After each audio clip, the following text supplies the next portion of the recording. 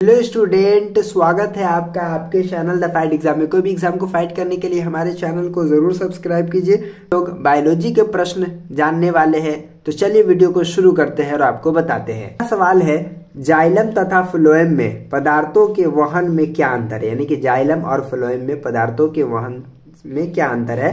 उत्तर देखिएगा, जाइलम निर्जीव उत्तक है। जाइलम जो है वो कैसा है, जाइलम निर्जीव उत्तक है।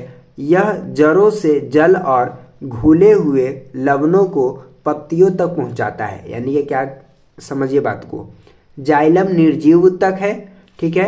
यह जड़ों से जल और घुले हुए लवणों को पत्तियों तक पहुंचाता है। यह जल को, ठीक है, और लवण को जड़ से लेकर के पत्तियों तक पहुंचाने का कार्य करता है।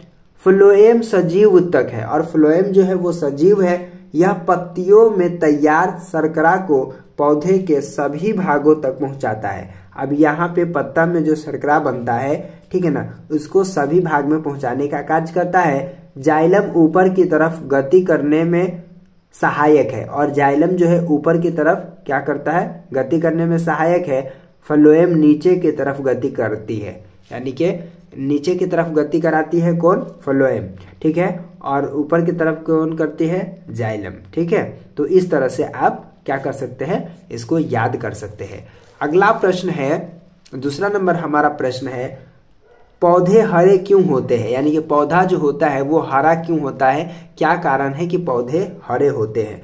देखिए, तो उत्तर है क्लोरोफिल वर्णक की उपस्थिति के कारण पौधे हरे होते हैं। तो क्लोरोफिल वर्णक यहाँ पे मौजूद होता है पत्तों में, ठीक है। क्लोरोफिल वर्णक की उपस्थिति के कारण पौधे हरे होते हैं, ठीक है। तो इस तरह से आप लिख सकते हैं। 3 नंबर प्रश्न, ऑक्सी हीमोग्लोबिन क्या है। ऑक्सीजन उक्त हीमोग्लोबिन को ऑक्सी हीमोग्लोबिन कहते हैं। यानी कि ऑक्सीजन उक्त हीमोग्लोबिन को ऑक्सी हीमोग्लोबिन कहते हैं, ठीक है। इस तरह से अगला है, चलिए अगला प्रश्न है कि पौधे में गैसों का आदान प्रदान कैसे होता है। बहुत ही महत्वपूर्ण जो है ये प्रश्न है, और बार बार एग्जाम में पूछा जाता है। इसीलिए इसको याद जरूर कर लीजिएगा, ताकि आप कोई भी चीज मिस ना कर पाए और बड़े ही अच्छे तरीके से इसका जवाब दे पाए, ठीक है। यहाँ पे देखिए, पौधे में गैसों का आदान प्रदान विसरण द्वारा होता है, ठीक है। पौधे में गैसों का आदान प्रदान कैसे होता है, विसरण के द्वारा होता है।